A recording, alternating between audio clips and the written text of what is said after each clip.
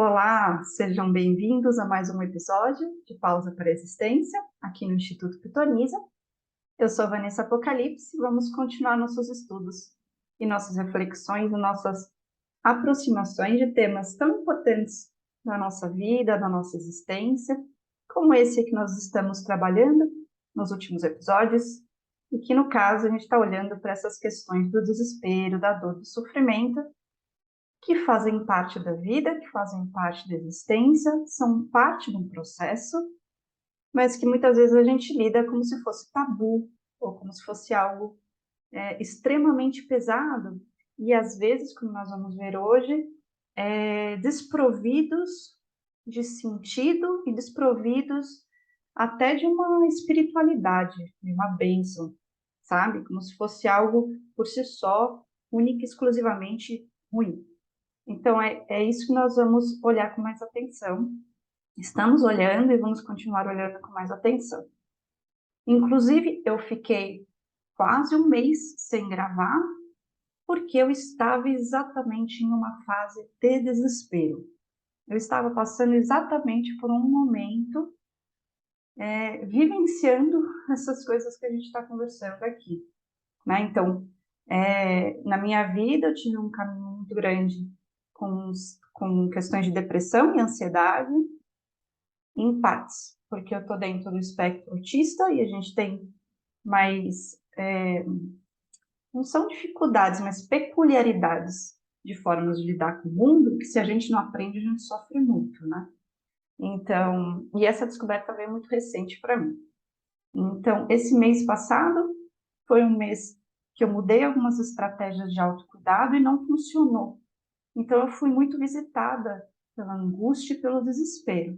Então, tudo isso que a gente vai conversar aqui, que eu estou pegando de estímulo o livro A Arte de Se Salvar, do Newton Bonder, lendo certos trechos e refletindo a partir deles, esse assunto que a gente está falando está bem vivo, bem forte, bem próximo da minha experiência sensorial e não só mental. Então, e eu sei o quanto que saber dessas coisas, ou estar com essas questões mais vivas, facilitaram e trouxeram um alívio para o processo que eu estava passando. Por isso que eu vejo tanto sentido em compartilhar isso com vocês. Então, vamos lá. Continuando do capítulo que a gente estava vendo, a gente estava falando sobre o desespero, né? O controle, a gente falou um pouco sobre isso, e eu vou seguir lendo partes que eu sublinhei, e a gente reflete sobre isso. Então, ele está dizendo que a descida, né, que esses momentos de maior dor, insegurança, ansiedade, tristeza, angústia, é uma necessidade intrínseca à ascensão. Então, a vida, ela é formada por altos e baixos, né? E esse baixo, ele é exatamente aquilo que vai casar ou vai vir antes de uma ascensão.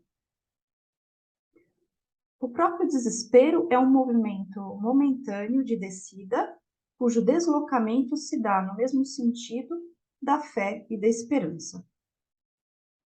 A falta de compreensão dessas descidas por parte dos seres humanos é que constrange a percepção de uma realidade de ordem. Então, o que ele está falando aqui é que nós, a partir da nossa mente limitada, né, que nós temos como seres humanos, e que a gente consegue, a partir da nossa mente, que funciona também através do nosso cérebro, reconhecer ordem nas coisas, vai ter situações da existência que a nossa mente, é mais desafiador conseguir enxergar essa ordem, se é que ela consegue em alguns momentos. Então, existem instâncias, momentos ou dimensões na nossa vida em que essa capacidade de compreensão e de percepção de uma ordem existente não nos cabe. Não por uma falta de competência espiritual ou algo assim, mas por falta de aparelho que pudesse reconhecer isso. O desconforto do desespero e a vertigem na queda são sintomas da alma, tal como a febre é sintoma do corpo. Cada causa identificada e vencida desse sintoma aumenta a imunidade do indivíduo. O desespero ou a queda é parte intrínseca de um sistema imunológico existencial. É parte da subida. É exatamente isso que eu passei, né, durante esse tempo, né? O desconforto e a vertigem da queda, né, de se sentir caindo, de se sentir perdendo o controle, perdendo a razão, perdendo o sentido, perdendo a segurança, né, perdendo a orientação interna, né? Só que ele, olha só como ele ressignifica esses processos, né? Ele diz que essas quedas naturais da alma, elas funcionam como um sistema imunológico para a nossa vida existencial. Então, assim como o nosso corpo precisa se expor a algumas quedas para conseguir se fortalecer e manter vivo, né? Então, a nossa saúde, ela não é linear. A nossa saúde, ela oscila. Da mesma forma, a nossa existência em outras instâncias, psicológica, noética, e também social, ela também precisa dessas quedas, mas não é só a queda, né? É a queda que gera aprendizado. Então, o aprendizado, a criatividade, a autorregulação que a gente ganha a cada momento que a gente cai e a gente consegue subir, a gente se torna mais forte e consegue, com isso, manter a nossa vida.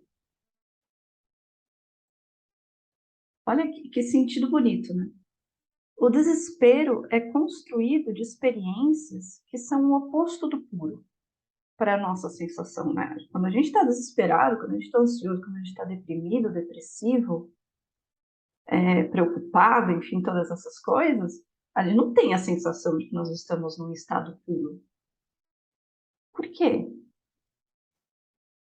Tanto é que quando a gente mentaliza como seria um santo, como seria uma pessoa iluminada, como seria, a gente vai idealizando imagens que se afastam estereotipicamente muito do desespero, né, da tristeza.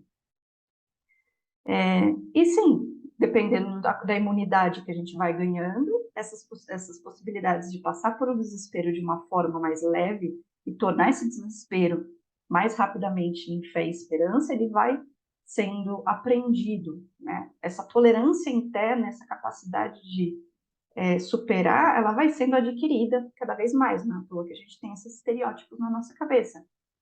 Mas a dor, o sofrimento, sofrimento é uma palavra que a gente pode discutir um pouquinho depois, mas a dor e esses momentos de perda da noção e da capacidade de entender a ordem, e essa confusão e essa desorientação interna, seja com sofrimento ou desespero, ou dor, aceitação, fé, seja para que lado ela for, ela vai acontecer naturalmente na nossa vida, né?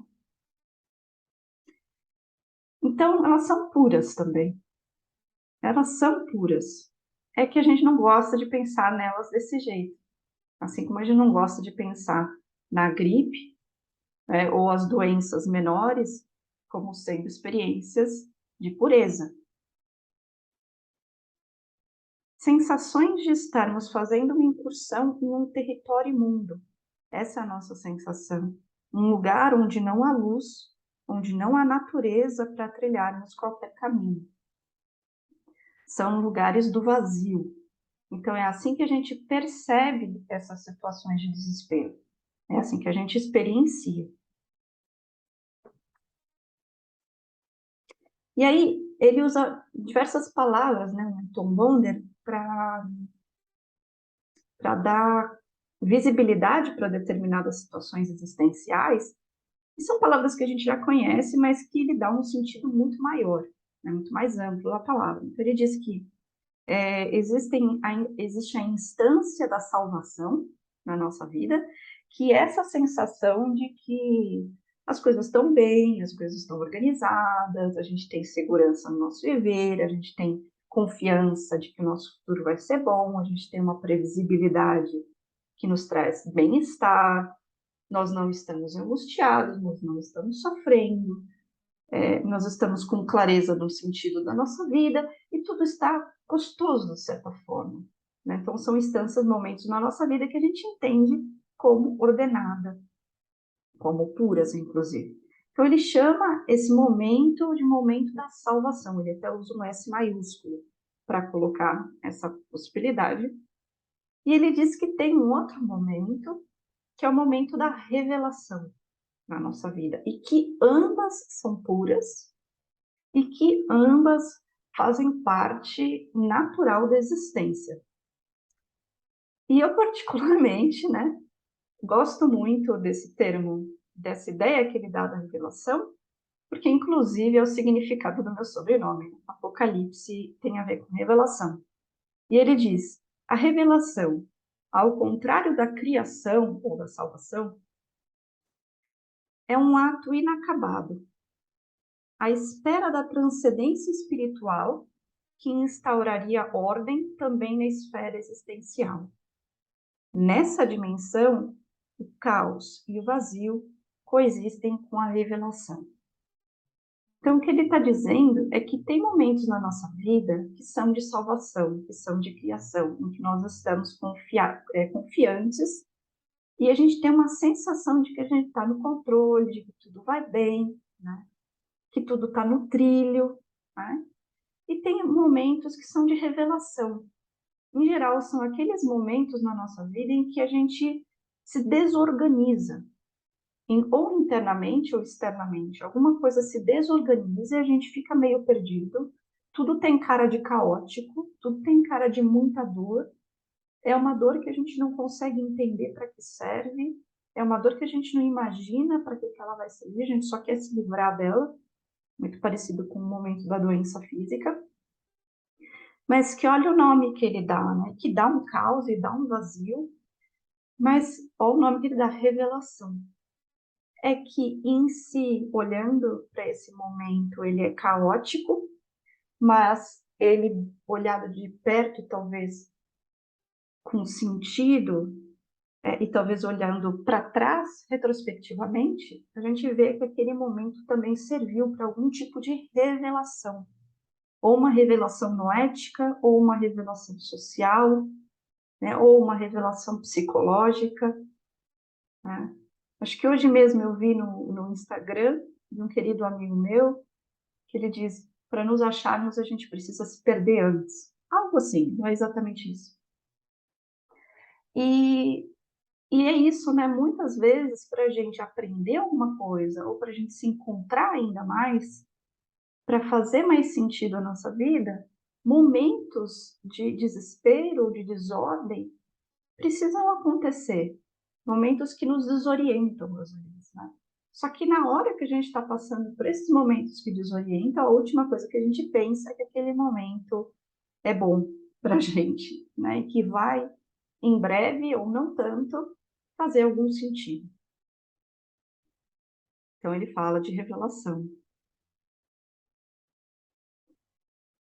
O caos na experiência existencial é parte intrínseca de um processo de revelação ainda em andamento. Né? Então, aqui ele fala sobre algo muito profundo, né? A existência e as coisas da vida, elas não são fast food. Elas têm um tempo. E às vezes a gente entende esse tempo, e a gente visualiza esse tempo, a gente se sente seguro, e às vezes a gente não se sente seguro. Então, essas quedas, esses momentos de depressão, esses momentos de ansiedade, esses momentos em que a gente não sabe mais quem nós somos, ou qual é o sentido da nossa vida, naquele momento, a gente fica duro da gente pensar ou entender aquele momento, um momento de revelação, ou um momento que vai agregar alguma coisa na nossa vida, né? E claro, depende da nossa postura.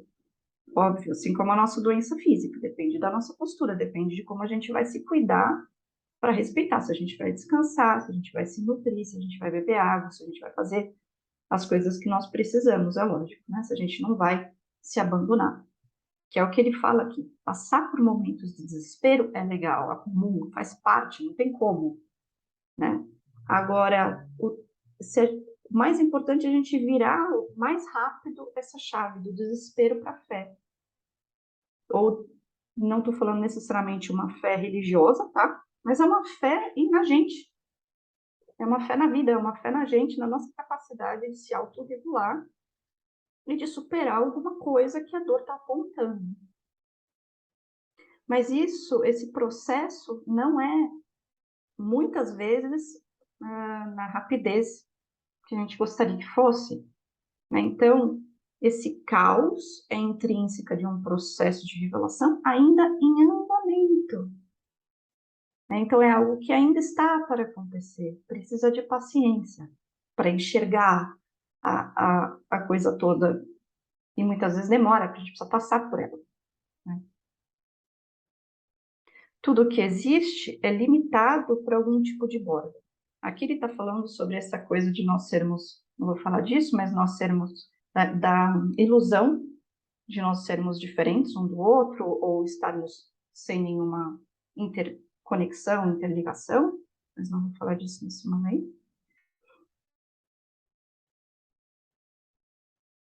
E aí ele diz, né, que tem, então, situações, esse é mais o próximo capítulo que eu vou abordar, mas tem situações na vida em que são de ocultamento, né? Então, que a ordem, a lógica, o sentido, o aprendizado ainda está oculto naquele momento em que a gente está vivendo, daquele ponto de vista que a gente está vivendo ainda, né?